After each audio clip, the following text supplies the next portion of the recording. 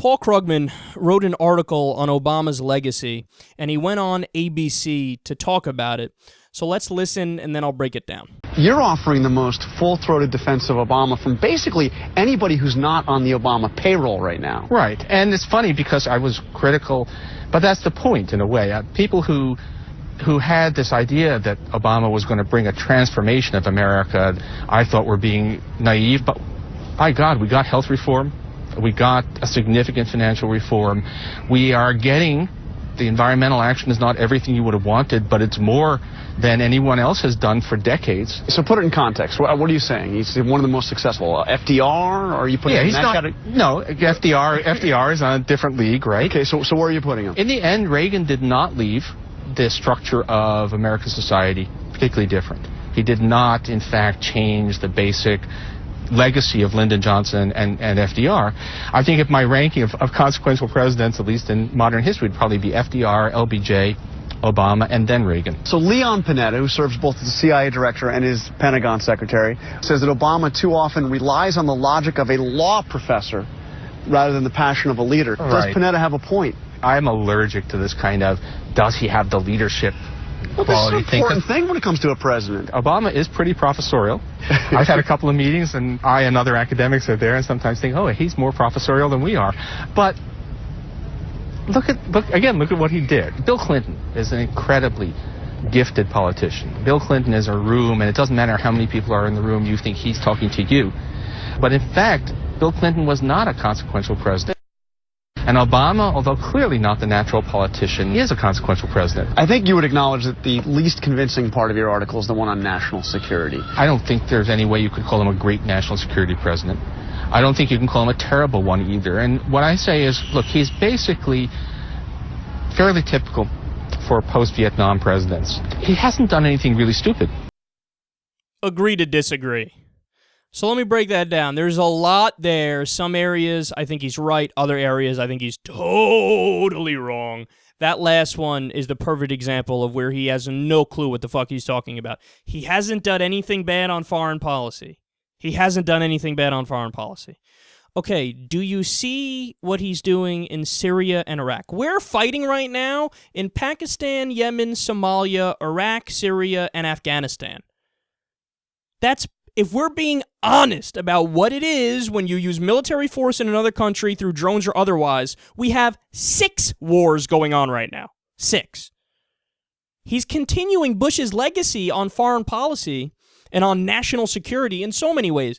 What, you're not going to go after Obama for what he's doing with the NSA? It expanded under Obama. It was bad under Bush. It's worse under Obama. Guantanamo Bay is still open. He said he'd close it. Now, he might close it before the end of his term, and I hope he does, okay? But it's still been open his entire time in office so far. You don't use that against him at all?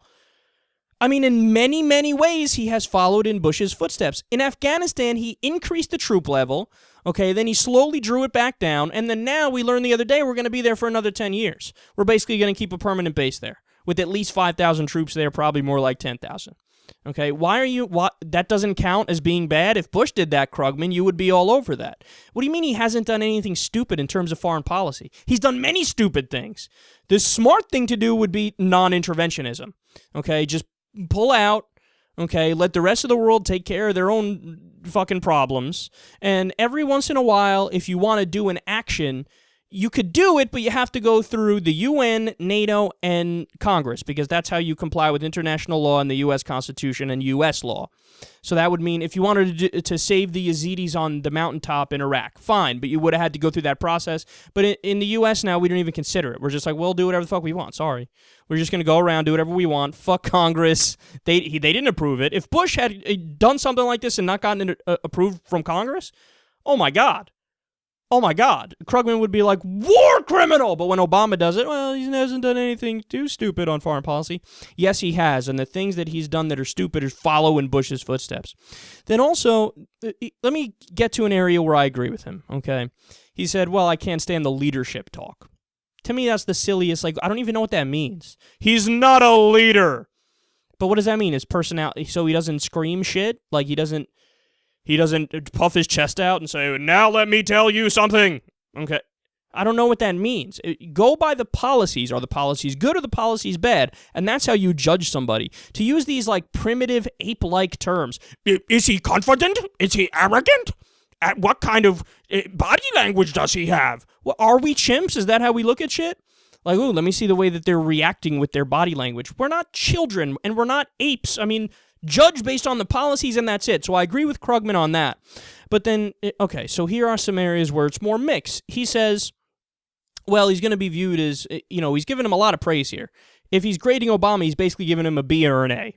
I don't agree with that at all, because he says, oh, Obama never said he would transform America. People are just hearing what they wanted to hear. That's not true. In fact, Obama almost literally said that.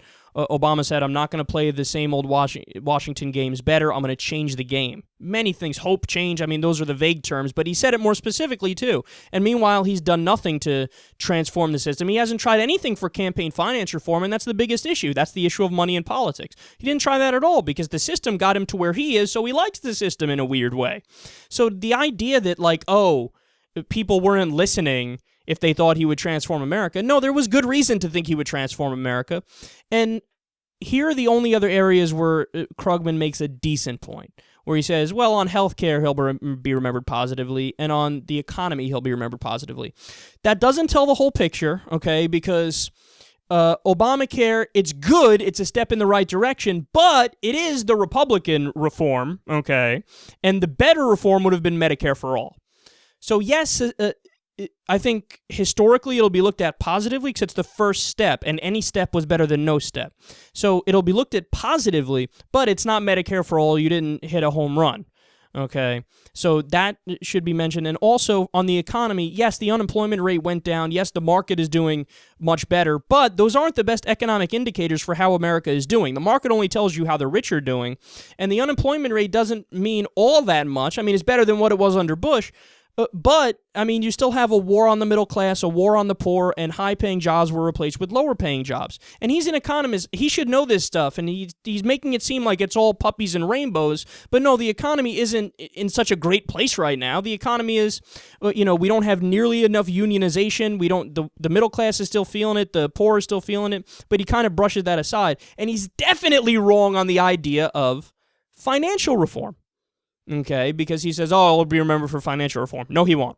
No, he won't, because this financial reform was the weakest financial reform possible. It was basically a facade. There's so many loopholes in it, and then there's going to inevitably be a crash again, and then they're going to blame it on the financial reform. But, of course, that'll be disastrous because the answer will not have been too much regulation, which is what might be said when the next crash comes.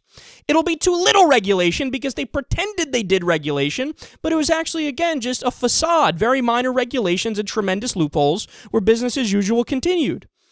And then probably the biggest area where he's wrong, he said, Reagan didn't transform America. Yes, he did. Yes, he did. And it wasn't for the better. It was not for the better. How can a president who took the top marginal tax rate from 70% down to 28%, how did that guy not transform America? Of course he transformed America. He gave the rich a metric fuck ton of money, and everybody else was struggling for the crumbs. Okay, and not only did Reagan do that, he ushered in the era of deregulation, where we used to have an economy that was smartly and effectively regulated so that, post the Great Depression and onward, we went decades without having a bank crash or any big swings up and down in the economy. But then we got them again. Why? Because you cut taxes for the rich and deregulated, and that made everything way, way worse and destabilized everything and went right back to the problems that led up to the Great Depression during the Roaring 20s and in the teens. So, look, I don't want to be too harsh and say he's 100% wrong, because he's not 100% wrong. He has a point about healthcare. It'll be remembered positively, even though Medicare for all is the better plan. Yes, he'll be remembered positively, assuming nothing changes, and that's a big if. With the economy, sure, because, it's 5.9% unemployment. It was like 10% when he got into office. But again, that doesn't tell the whole picture either. But okay, he still has decent points there. But a lot of the rest of it is just he's wrong. Yes, Reagan was a transformative figure in a negative way, okay? And no, President Obama, it doesn't deserve as high remarks as you're giving him, because his legacy is much more mixed, and you're totally disregarding his record on foreign policy.